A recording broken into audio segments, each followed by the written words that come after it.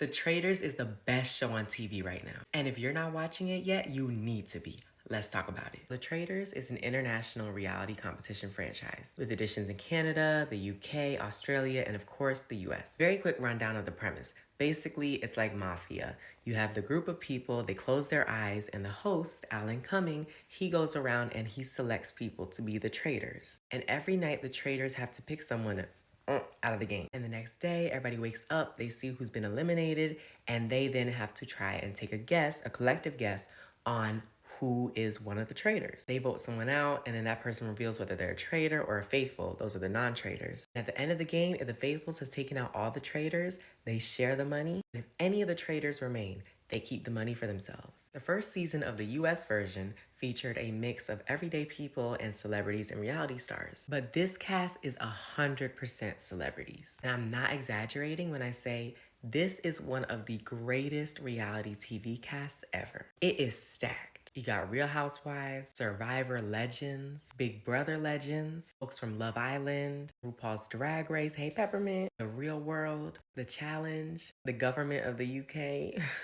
Bling Empire. You really have it all. Whatever pocket of reality TV you're a fan of, you will find someone on the show. And that's one of the things that makes this show so compelling. Everybody's coming in with their own strategy. And it's so interesting to see how that all plays out and how that clashes. For example, and just a warning, from this point on, it's gonna be spoilers. So be fairly warned. If you haven't watched yet, save this video and come back to it. But it's so interesting to see those dynamics play out. For example, you have the players like Peppermint and like Tamra, who come from shows where just fitting in and being quiet is the last thing you want to do. You need to stand out in order to make a mark. But then you have the Big Brother and the Survivor legends, and the last thing they want to do on their shows is stand out and bring attention to themselves. So it's really interesting to see how those dynamics play out and which style of play is valued more. So let's get into the game. When the cast was first announced, I was hoping, I had all my fingers crossed, that Phaedra would be one of the traitors. And praise the Lord, I was right. So Phaedra is selected as one of the traitors, and you just know she's ready to go. Like, she has her game face on. She is ready. And if you know her from Bravo, if you're a longtime fan like me,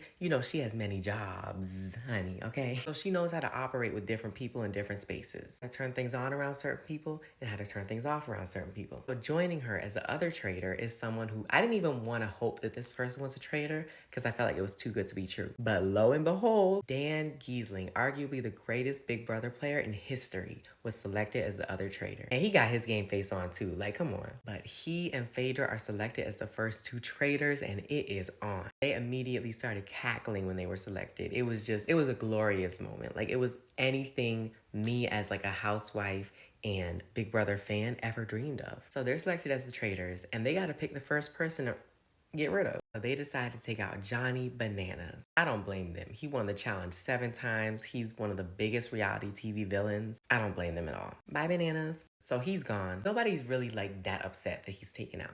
But it does catch people by surprise, like, oh, they're taking a big swing already. So in addition to picking someone to get rid of, the traitors also have to pick one other person to add to their ranks. They talk, they deliberate, and they decide on Parvati, one of the 2 Survivor legends on the cast. They bring her into their circle, and it is on. Now, this is where it starts to get really interesting because Dan and Parvati both come from competition shows. You know, they're used to all the wheeling and dealing and all of that. Phaedra is from Real Housewives and Married to Medicine. Now, if you're a fan of like Big Brother and Survivor, you may think, oh, she's not really, And that's actually what Dan and Parvati think. They're thinking, oh, she's like a housewife. She's not really like, will, carry the load. But any Real Housewives fan knows never underestimate what they can bring to the table. And that is certainly the case here. Because contrary to what people may think, this is a game where you want to be underestimated. You want to fit in with the faithfuls, and you don't ever want them to think, oh my gosh, are they scheming behind my back? Could they even do that? You don't want them to think that. So Phaedra is actually in the best spot out of all 3. And honestly, she knows it. If you watch season 1 of The Traitors, you were treated to one of the greatest masterclasses in the history of reality TV, courtesy of this lady right here, Sari Fields. She dominated all the way to the end. And she was able to do that because she fit in so well with the faithfuls. None of them would have ever suspected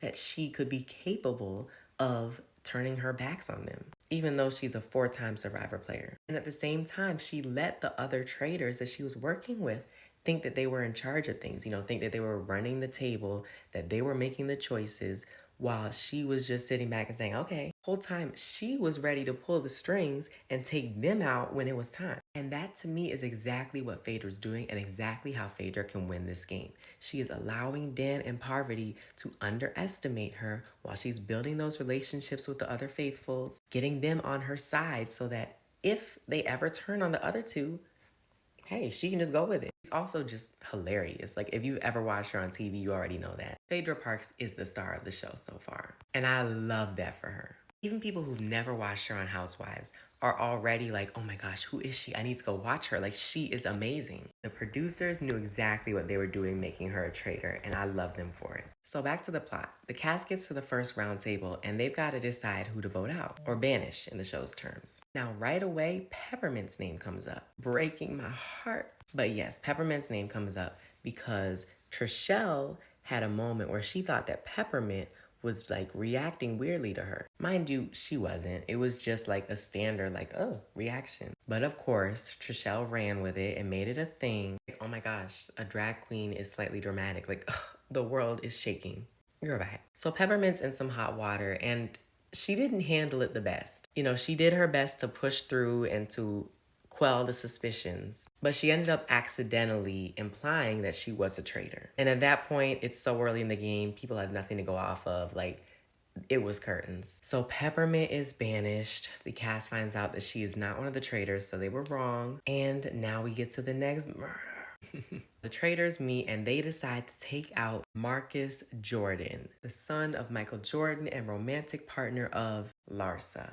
So obviously, Larsa's not happy. Who can blame her? And she is determined to figure out who took out her man. Y'all traitors better watch out. So some suspicion starts falling upon Dan. People start to think, oh, he's more quiet than usual. Why isn't he really contributing to conversations? Like, Parvati picks up on some of those conversations, and she's in a tough position because on one hand, you want to defend your fellow traitor. You know, you don't want to just throw them to the wolves and have all the suspicion out there about them. But at the same time, if you defend them, you risk that suspicion falling upon you. So it's kind of like, But they do a mission. By the way, they have these daily missions that they have to do in order to win money. It's like, it's part of the show. It's entertaining.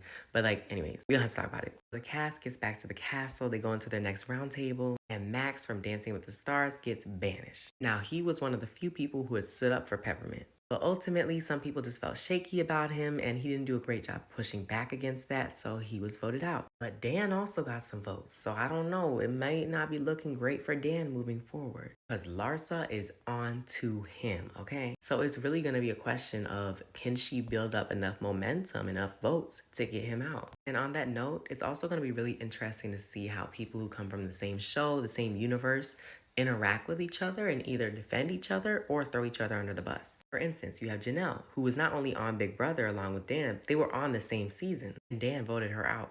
So it's going to be interesting to see whether Janelle ever picks up on Dan being a traitor, and if she does, what she does with that. Because honestly, I wouldn't be surprised if she already has an inkling of it. You know, she wasn't picked as one, so, I mean, somebody's got to be a traitor, and it's probably one of the people from Big Brother or Survivor. At least one of them. So I definitely think she at least has an inkling that he's a traitor. I don't know, maybe she thinks he'll protect her. Who knows? On that same token, Sheree was almost murdered by the traitors. But Phaedra stepped up and was like, not today. They are sisters, okay? And then, as if that wasn't all enough, Kate Chastain from Below Deck and from the first season of The Traitors is coming back to play the game again. Now, she was hilarious. So it's going to be very fun to watch her interact with this cast. But yeah, that's a rundown of The Traitors. Are y'all watching? What do you think? Let me know all your thoughts in the comments. Let me know who you're rooting for, whether you want the traitors to win or the faithfuls to get them out. And follow me for weekly updates on this show, as well as Real Housewives, Potomac, Atlanta, Married to Medicine, all of that. And yeah,